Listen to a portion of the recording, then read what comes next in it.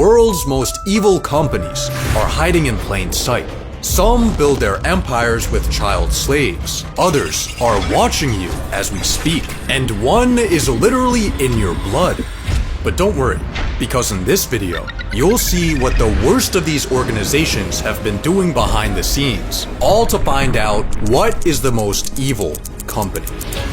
Starting with the largest athletic brand in the world, Nike. In the 1970s, started making use of factories in Asia where workers were paid 14 cents an hour, exposed to incredibly toxic fumes, and physically and verbally abused. Nike initially brushed off these issues until a 4K image of a 12-year-old Pakistani boy sewing Nike soccer balls sparked public outrage. Facing a tanking reputation, Nike apologized and announced they would be fixing their labor practices, but to this day, they still just haven't stopped doing it.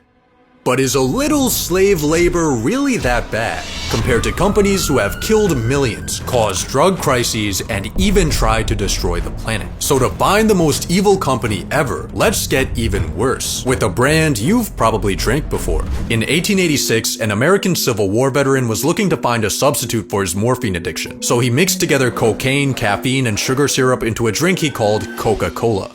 It was marketed as a cure for headaches and fatigue. It definitely cured fatigue, but sadly in 1904, facing public and regulatory pressure, Coke had to stop using actual Coke in their formula, and human productivity has never recovered. But as health sciences improved in the 1960s, Coke had a bigger problem. How do you get a health-conscious world to buy canned diabetes? Well, if you're Coke, the answer is spend millions of dollars funding corrupt health organizations to push the narrative that obesity is just caused by a lack of exercise. Lobby against dietary guidelines and sugar taxes, then sponsor the Olympics and professional athletes to subconsciously make your products appear more healthy. Tell the world you don't advertise to children, then popularize Santa Claus with your marketing and put vending machines in elementary schools. Then to boost your profits, outsource to bottling plants that assassinate union members and drain entire towns' water supplies. Coca-Cola's devious tactics have made them the largest beverage brand on the planet, giving out 2 billion servings a day, and human arteries have never recovered. But this next company kills you a lot faster than sugar. Boeing.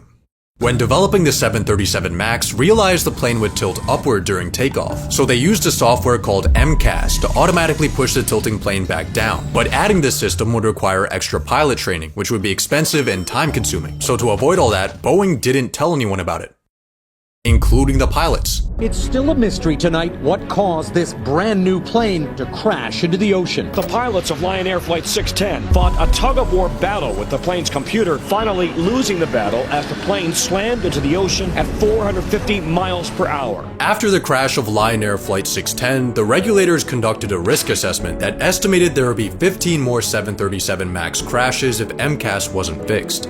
They didn't release this report. Instead, they sent out a brief memo to pilots with no mention of MCAS and kept the planes in the air.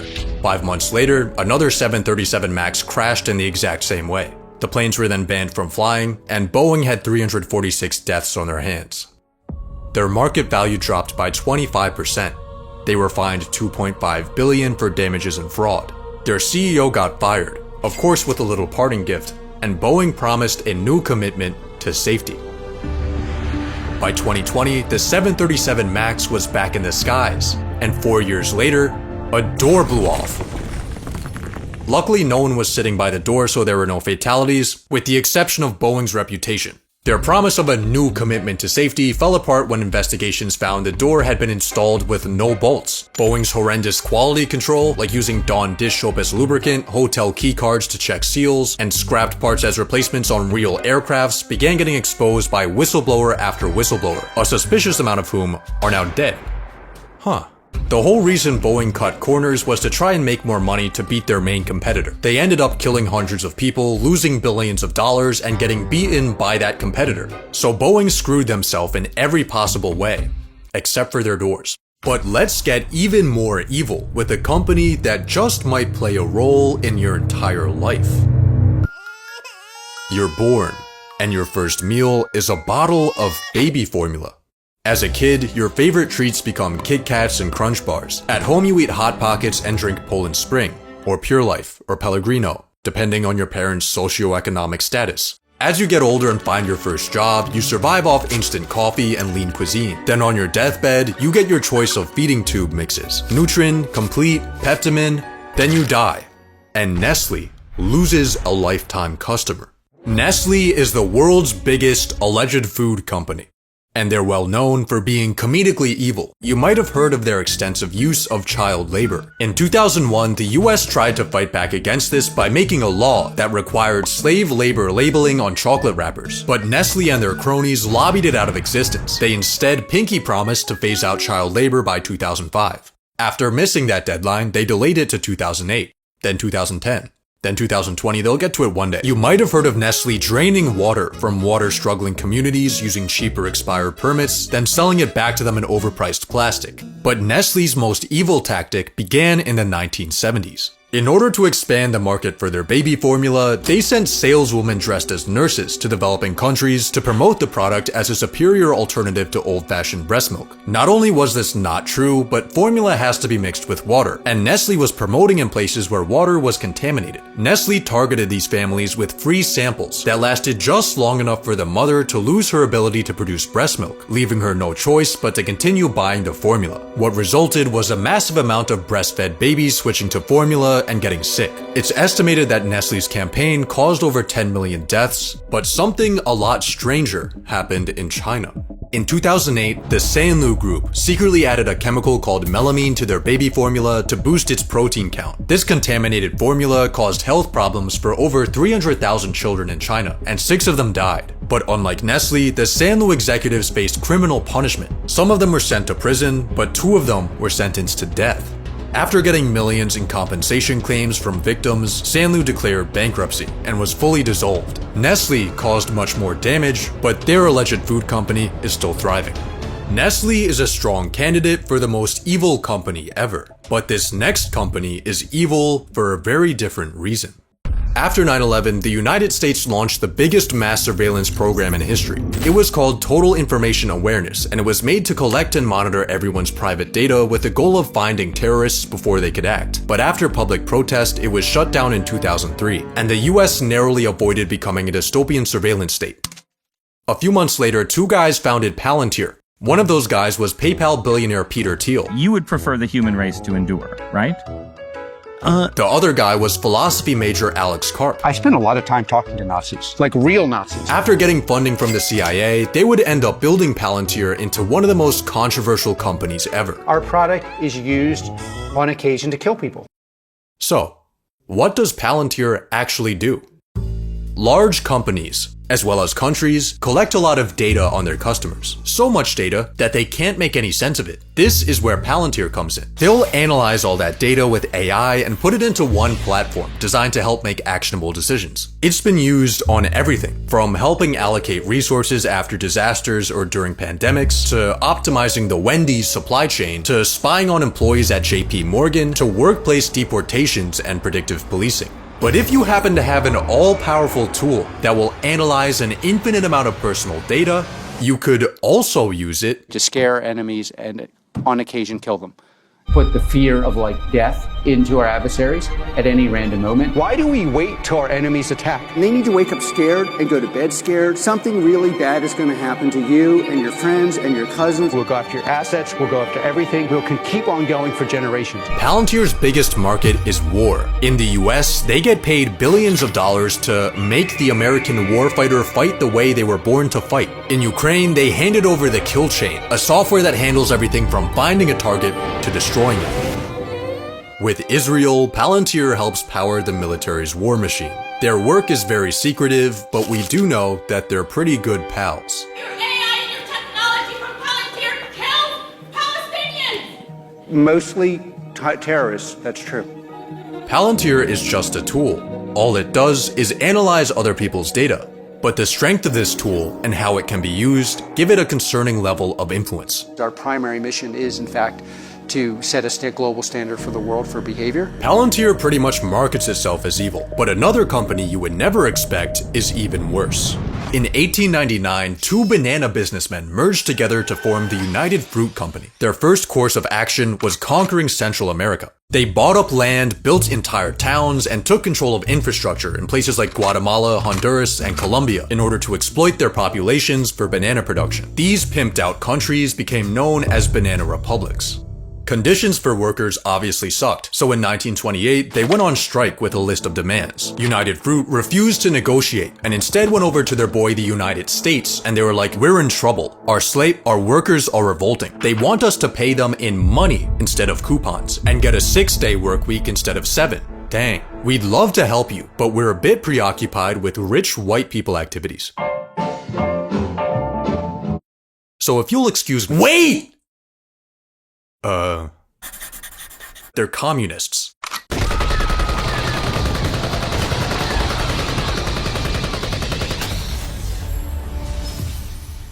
After indirectly rampaging their own workers, the United Fruit Company did it again.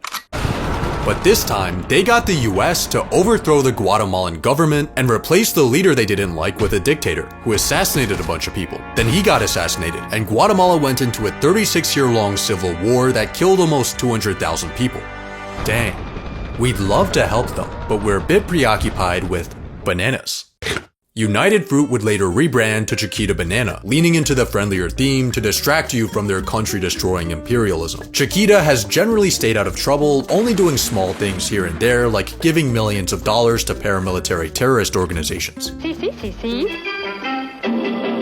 But banana companies aren't the only ones messing with entire countries.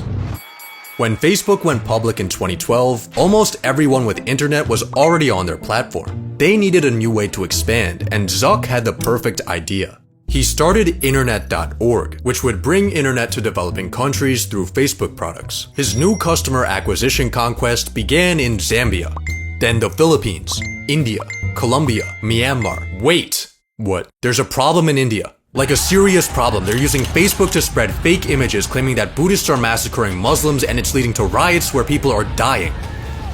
Oh no.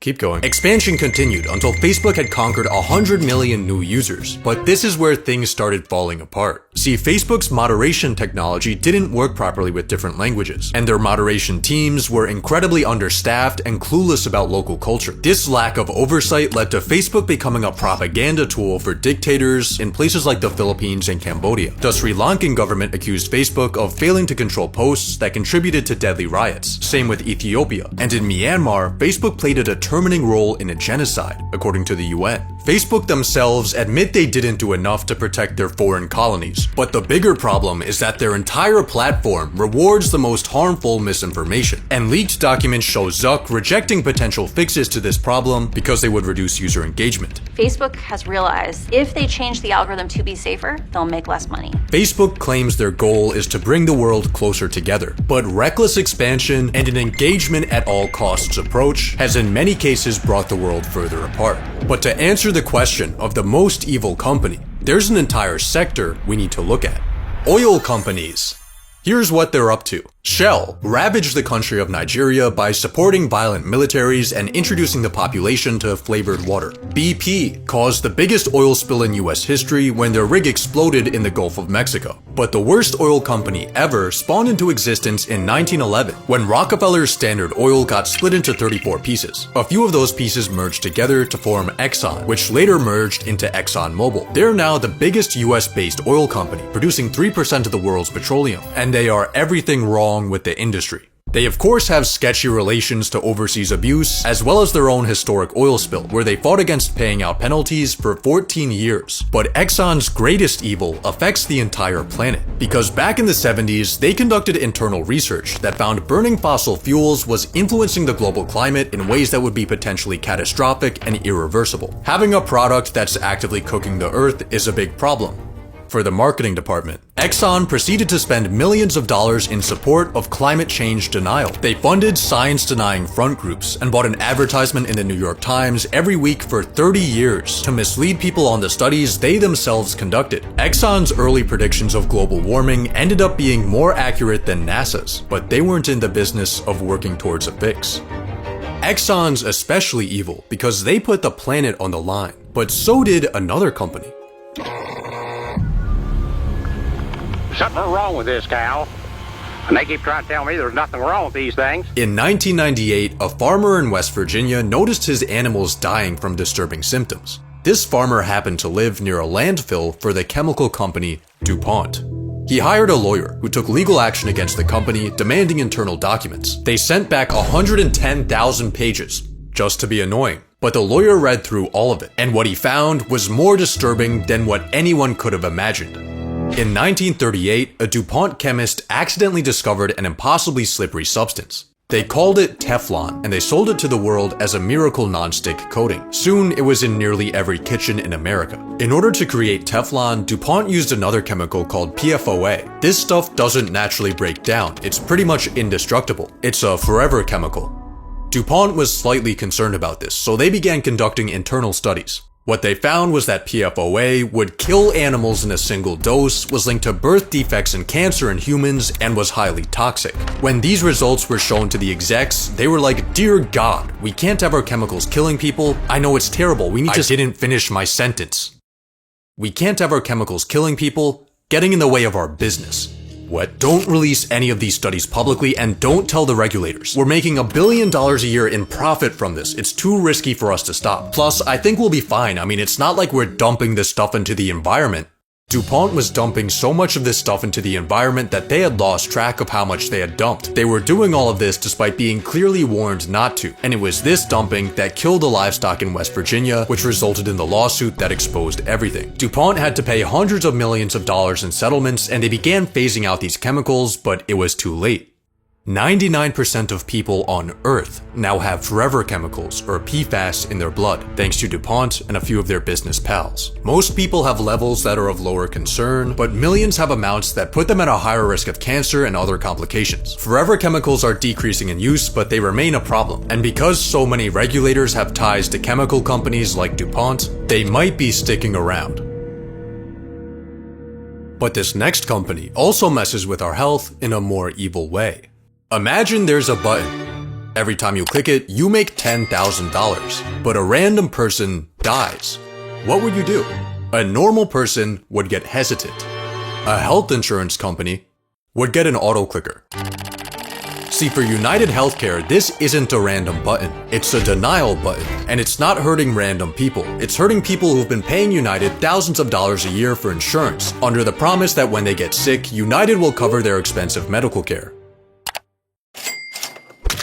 This auto clicker also exists in real life. It's called NH Predict. It's an AI tool that automatically rejects people's requests for medical treatment with an alleged 90% error rate. Armed with this tool, United is infamous for its denials. The most cited number is that they deny 33% of treatment requests, but this was based on pretty incomplete data. United doesn't release their actual numbers, and they tell employees not to answer questions about their decision making, so we don't have much information. But we do know that 1 in 3 doctors have seen insurance delays lead to a serious adverse event, anything from hospitalization to death, with many doctors complaining specifically about United. You had a life-threatening condition, you have insurance, it should be covered, period. Yep. And they are fighting it with technicalities. This is United Healthcare. Apart from denying to do the one thing they promised to do, United also gives secret bonuses to try and keep patients out of hospitals, because each hospital visit costs them money. United claims this prevents unnecessary care, while whistleblowers say it puts elderly patients in danger.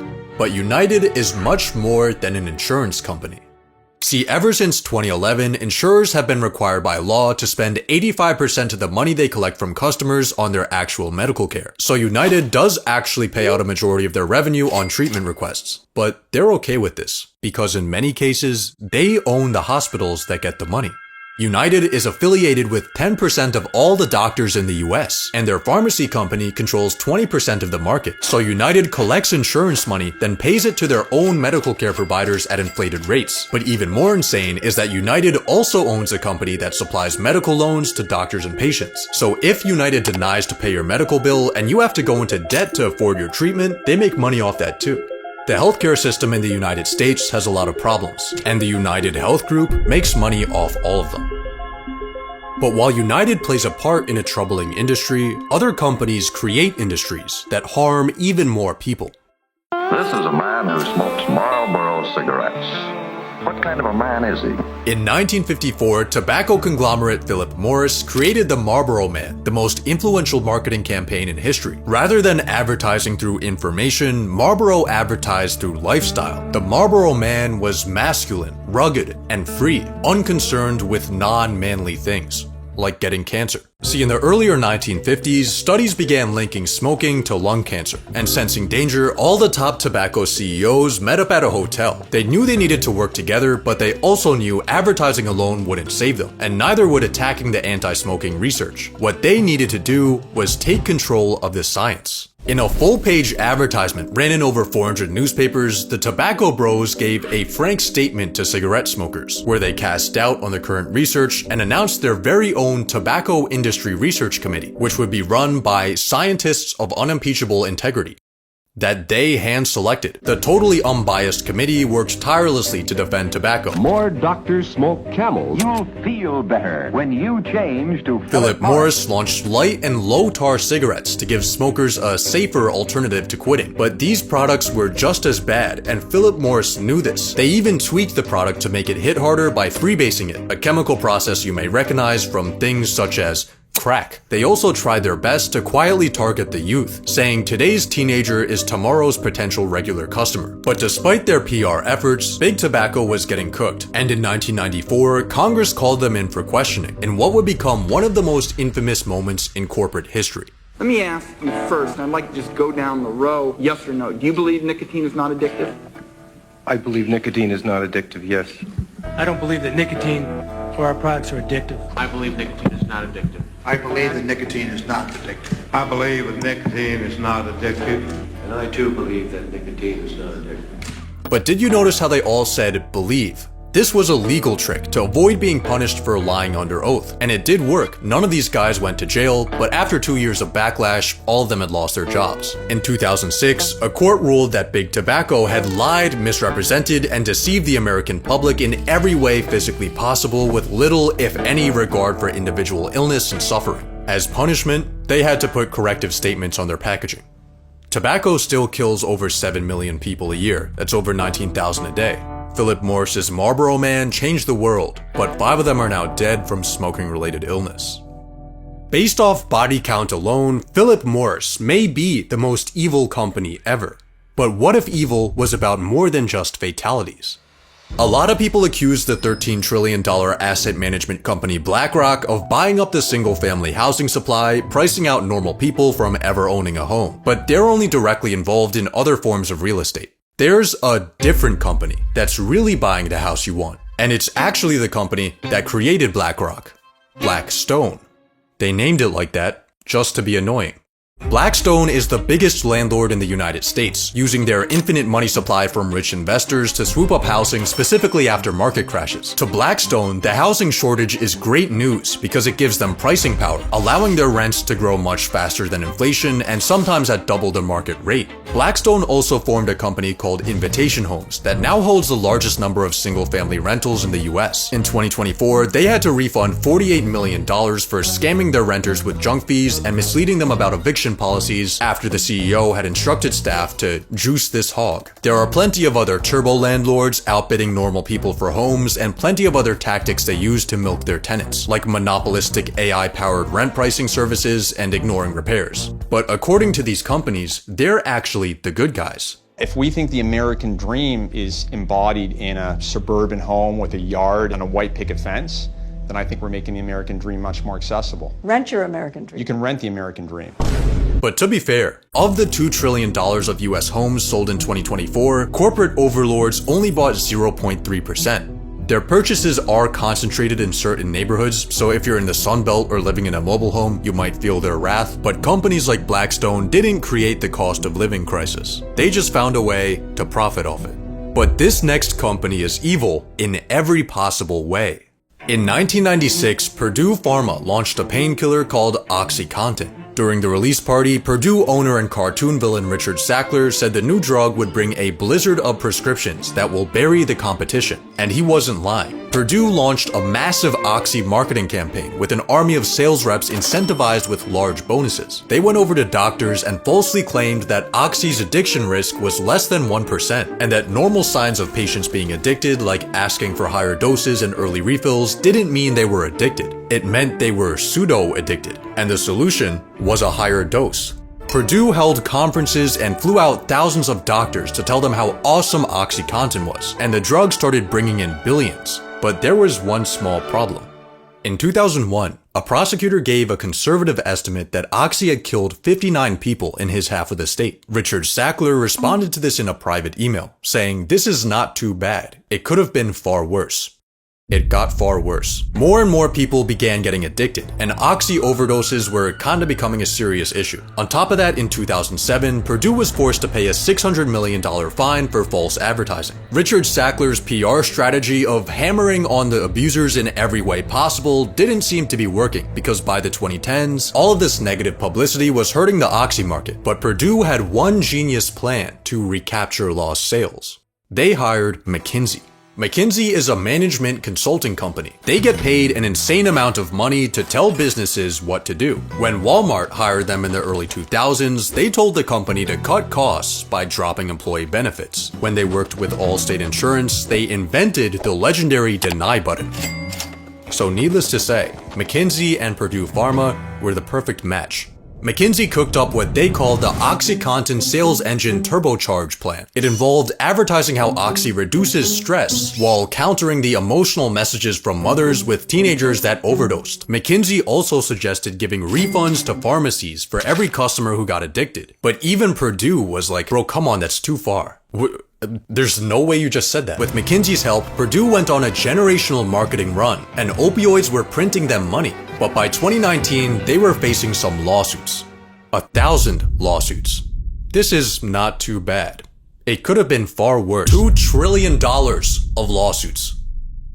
Purdue declared bankruptcy, and in 2020, they were found guilty for conspiracy to defraud the United States and offering illegal kickbacks to doctors. They reached a $7.4 billion settlement, with $6.5 to be paid by Richard Sackler's family. Luckily, they've stashed away a lot more than that, so they'll be fine. The supplier of the raw ingredients for the opioids was actually a name you might recognize: Johnson & Johnson, the company known for bangers like putting asbestos in baby powder, aggressively selling cancer-worsening drugs, and making the Wish.com version of the COVID vaccine. They had to pay $5 billion. A few other opioid pushers added another 21, and McKinsey paid $650 million. No one from these companies went to jail, except for one guy at McKinsey for obstructing justice. Not only did these companies' schemes cost hundreds of thousands of lives, but they also permanently damaged trust in the entire industry. If you wonder why people are skeptical of medicine and pharma, this is why. Purdue is the most evil company of the modern age, but to find the most evil company ever, we need to go back in time. Spices are something you take for granted today, but back in the 1600s, they were the ultimate status symbol. Displaying your spices was like displaying gold bars, but their supply mostly came from a handful of islands in Indonesia, and the Dutch wanted in on this. So they went to their top merchants and said, here's how we're getting those spices. All you guys will merge together to form one massive company. We'll call it the Dutch East India Company. And for funding, we'll get a bunch of investors to pull together money for you. In exchange, they'll get a piece of your bounty, your supply, your stock. Yes, we'll call it stock. They'll own stock in your company. All right, now that we invented capitalism, go conquer Indonesia. Sure. Oh wait, one more thing. You want to use the army? In 1621, the Dutch East India Company massacred 90% of the Bandanese population. Then they enslaved all the survivors, which was only like 1,000 people, so they imported more slaves from all around the world to run their spice monopoly. They went on to conquer the majority of Indonesia, take Sri Lanka for its cinnamon, and run up a colony in South Africa, all while destroying entire villages and burning down rival crops to keep their market dominance. These brutal conquests gave the Dutch all the spices they ever wanted, but the British wanted in on this too. So they started the British East India Company and conquered India with an army bigger than Britain's actual army. Then they started selling opium to China, which led to mass addiction. China was like, stop. The British East India Company was like... Back in India, after facing 100 years of land seizures, economic destruction, and racism, the locals revolted. The British East India Company destroyed this rebellion with mass executions and village burnings. But their atrocities were becoming a bit too mainstream, so Britain dissolved the company in 1874 and took control of India itself. The East India Companies were uniquely evil. Other companies used slave labor, but the East Indias ran their entire empire on it. Some companies invade countries, but the East Indias destroyed countries. Modern corporations run aggressive pharmaceutical sales tactics, but the East Indias did it first. But all of these companies have one thing in common. They were driven by the exact same pursuit. It's a pursuit that's done incredible things for humanity, but go too far, and humanity pays the price. The two most evil companies ever are long gone now, but the endless pursuit of profit is very much alive.